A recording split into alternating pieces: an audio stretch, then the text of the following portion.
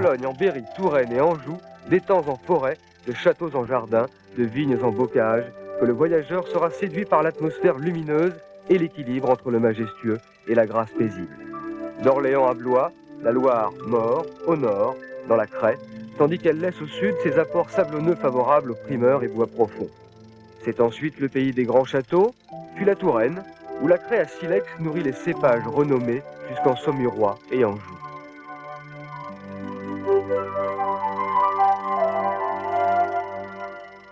Le pont de Beaugency, seul pont médiéval subsistant sur la Loire moyenne, avec une portée de 400 mètres et ses 22 arches, n'en finit pas de traverser le fleuve et nous fait découvrir la cité médiévale et le château de Dunois, le compagnon de Jeanne d'Arc.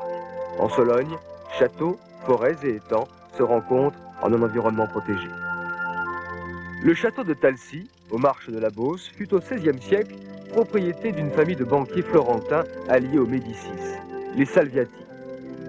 Leur fille, Cassandre, inspira à Ronsard ses plus célèbres vers des amours. Mignonne, allons voir si la rose.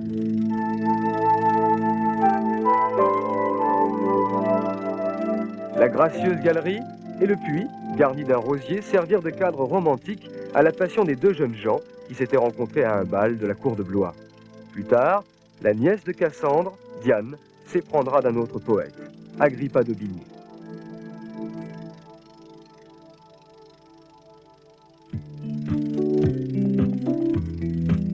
Sur l'immensité de la plaine, un des seuls rescapés des moulins à vent orientables. Le moulin de Mave, construit au XVIe siècle et restauré, fait à nouveau tourner ses ailes et produit de la farine. À l'époque de ces engins, on envoyait une quarantaine qui tournaient à 20 km à la ronde autour d'ici. Et tous ceux-là sont disparus. Il ne reste plus que celui-là. Et les jours qu'il n'y avait pas de vente, le meunier était obligé de faire la grève. Après, il était obligé de travailler jour et nuit. À ce moment-là, il emplissait la trémie, là qui est derrière nous. Il emplissait au maximum pour avoir le temps de dormir une heure, une demi-heure, suivant le vent. Et à ce moment-là, il y avait la sonnette qui le réveillait. Quand la trémie est vide, alors le meunier était obligé de se lever pour remplir la trémie. Et ainsi de suite, pendant 24 heures.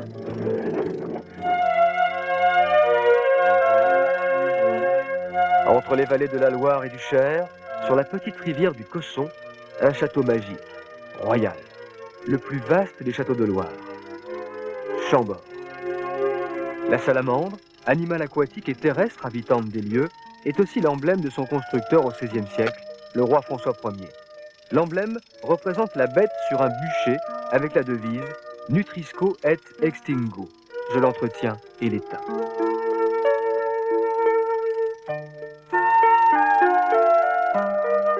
Léonard de Vinci, dit-on, en fit les premières ébauches, selon le vœu du roi François, construire un bel et somptueux édifice.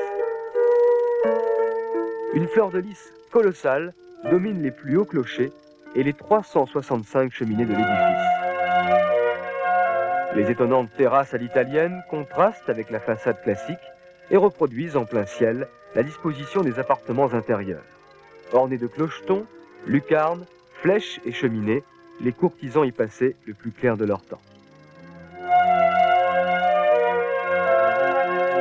Sous Louis XIV, devant le roi et sa cour, Molière y créa Monsieur de Pourceaugnac, puis le bourgeois gentilhomme, avec le concours de Lully, auteur de la musique.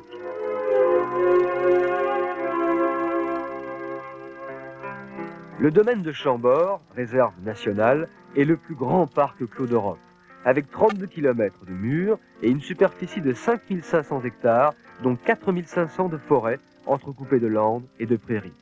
On y trouve cerfs, chevreuils, sangliers, mais aussi renards, blaireaux, lièvres. De nombreux oiseaux profitent de ce havre. Colverts, sarcelles, hérons, bécasses, faisans.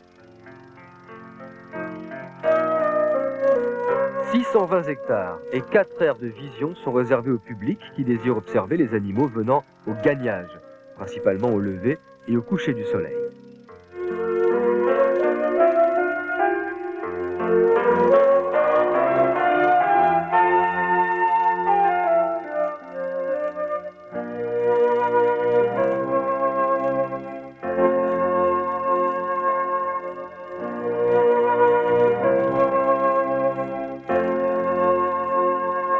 À quelques lieues de la magnificence de Pierre, le pays du Grand Maulne et de Rabolio. Les 2800 étangs de Sologne, calme miroir aux brumes et lumières irréelles, constituent une zone à la végétation spécifique, accueillant une faune très diversifiée d'oiseaux nicheurs ou migrateurs venant des régions septentrionales. Près de 1000 km de chemins ruraux sillonnent ces paysages verdoyants, particulièrement aux alentours de Saint-Viâtre et Marcilly-en-Gault.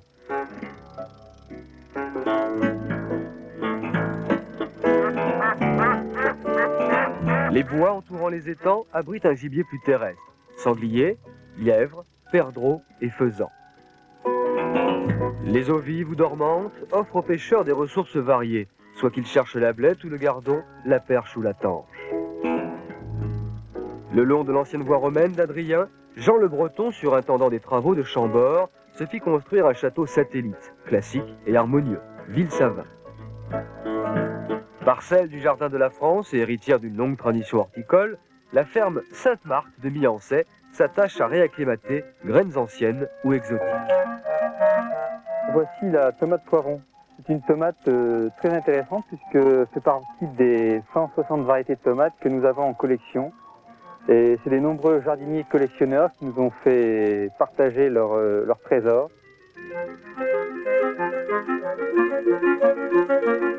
Nous voici devant le piment tépine. Nous l'avons trouvé au Nicaragua. Ce piment, c'est le plus fort du monde. Et nous l'avons acclimaté sous nos climats du Val-de-Loire. À Cheverny, où le château est encore habité par les descendants de son bâtisseur au XVIIe siècle, se perpétue la tradition de la vénerie avec une célèbre meute de 90 chiens, croisement de foxhound anglais et poitevin français.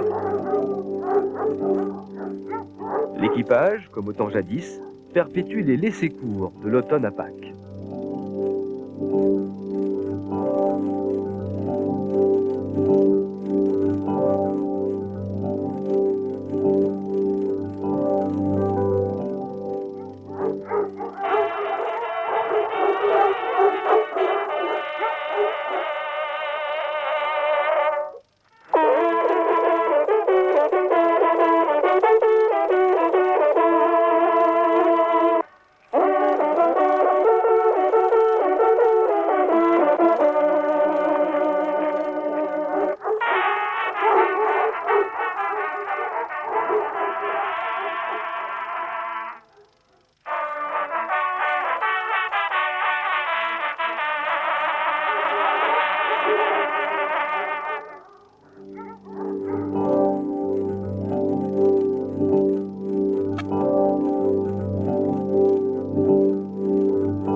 Le château est érigé d'un seul jet en pierre de bourré, pierre dotée de la particularité de blanchir et durcir en vieillissant. L'ordonnance symétrique et la majesté de la façade sont caractéristiques du style Louis XIII.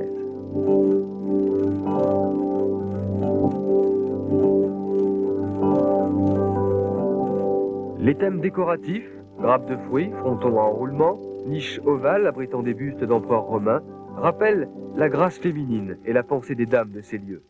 Et le château, œuvre des Hureaux, comte de Cheverny achevé, mérita bien son titre de palais enchanté.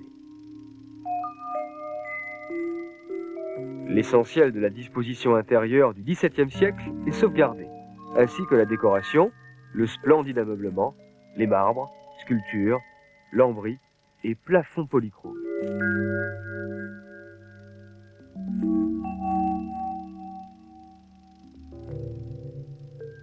Ainsi, la chambre du roi, qui, selon l'usage seigneurial, lui était réservée pour le cas où il ferait au châtelain l'honneur d'une visite. Sur toutes ses faces, des tapisseries de la manufacture de Paris, précurseurs des Gobelins, représentent les travaux d'Ulysse. Le lit à baldaquin, vieux de 4 siècles, est recouvert de soieries persanes brodées. Percé, pétrifiant ses rivaux, rehausse l'éclat de la cheminée renaissante. Le plafond, divisé en compartiments à l'italienne, peint par Monnier, utilise les bleus, pourpres et or, couleur des Hureaux.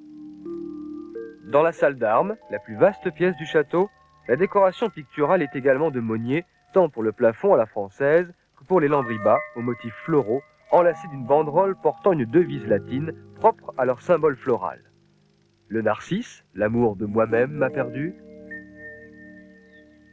Le lys, tu aimes les lys, tu seras français. L'iris, je suis brûlante dans les ombres. Dans ce paysage de Sologne, le golfe du château de Cheverny offre à ses hôtes le plaisir d'un parcours de classe internationale. Ces 18 trous s'étendent dans le cadre inoubliable de l'étang de la Rousselière.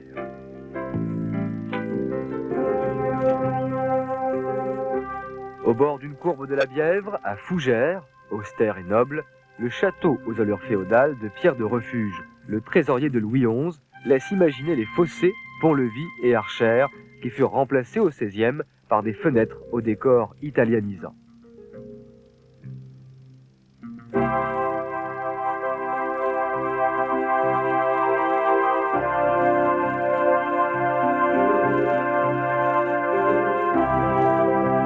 Construite sous Louis XII, la galerie aux arcades surbaissées est inspirée de la galerie Charles d'Orléans à Blois. Tout le charme de Fougères réside dans sa rusticité et sa fantaisie.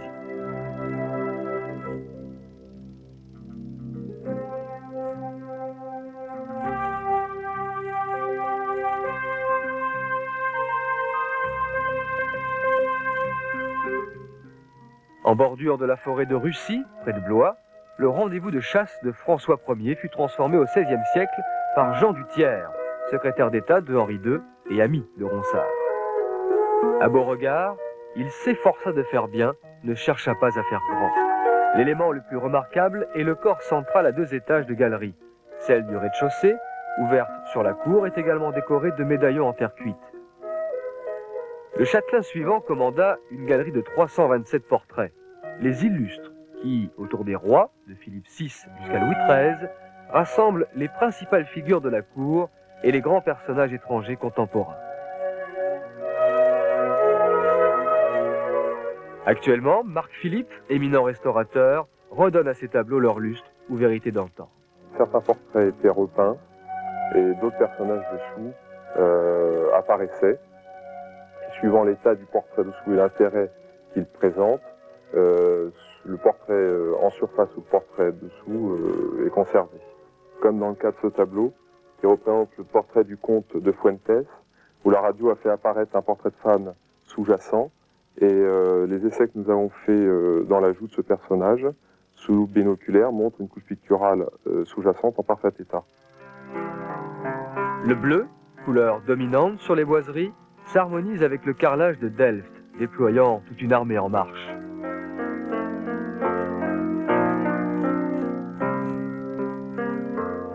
Au long de la Loire, gracieuse, majestueuse, urbaine ou paisible, suivons les routes touristiques, celles de François Ier, des Dames de Touraine, de la Vallée des Rois.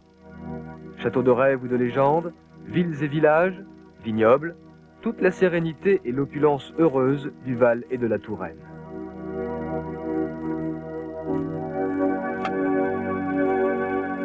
Oublions que Blois, cité royale, connut en son château l'épisode malheureux où le roi Henri III fit assassiner Henri, dit le Balafré, duc de Guise et chef de la Ligue catholique.